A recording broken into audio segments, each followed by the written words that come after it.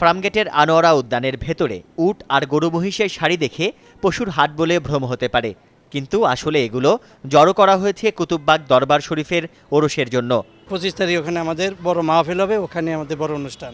আর এখানে হচ্ছে পাকশালা, ওইটা হচ্ছে খানাঘর, আর এরপরেরটা হচ্ছে টিনের মাঝেটা হচ্ছে আমাদের বন্ধুরা থাকবে। 25শে জানুয়ারি থেকে 3 দিনের এই অনুষ্ঠানের অনুমতি নেওয়া হলেও প্রায় 20 দিন আগে থেকেই টিন দিয়ে ঘিরে ফেলা হয়েছে উদ্যানটি।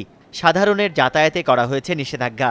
ভেতরে তৈরি করা হচ্ছে ইটপাথরের স্থাপনা, আর এতে ক্ষুব্ধ স্থানীয়রা। হাজার হাজার গর্ত করছে, করে এই জায়গাটা প্রবেশ নিষেধ সাধারণের। আমার অবাক লাগে। সরকার অবশ্যই ভীতু, না হলে এই ধরনের কার্যক্রম এলাও কেমন করে হয় যে 1 মাস ব্যাপী এটা বন্ধ থাকে। এখন তো এখানে যাওয়ার জায়গা নাই, মানে অল্প একটু জায়গা, তো খেলার কোনো জায়গা নেই।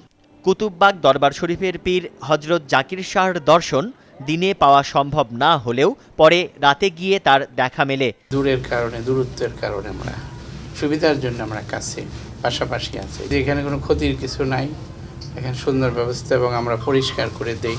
বাংলাদেশ পরিবেশ আন্দোলনের নেতার মতে সরকার অনুমতি দিয়ে থাকলে আইন ভঙ্গ করেছে। আদালত কর্তৃক এখন পর্যন্ত ধানমন্ডি মাঠের মাধ্যমে নিষেধাজ্ঞা জারি করা আছে। যারা যারা এই অনুমোদনের সাথে জড়িত তারা আদালতের রায়ের বরখেলাপ করেছেন। এ বিষয়ে গণপূর্ত মন্ত্রণালয়ের কেউই প্রথমে কথা বলতে চাননি, পরে গণপূর্ত অধিদপ্তরের প্রধান প্রকৌশলী কথা বলেন।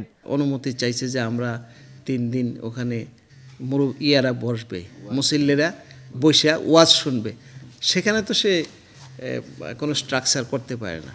শুধু উদ্যানই নয়, এই আয়োজনকে সামনে রেখে আশপাশের রাস্তাতেও তৈরি করা হয়েছে প্রতিবন্ধকতা। ইটপাথরের এই রাজধানীতে খেলার মাঠ ও উদ্যানে রয়েছে এমনিতেই সংকট।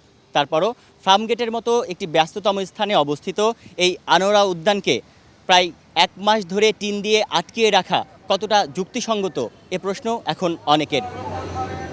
তানভীর খন্দকার, 21শে টেলিভিশন, ঢাকা।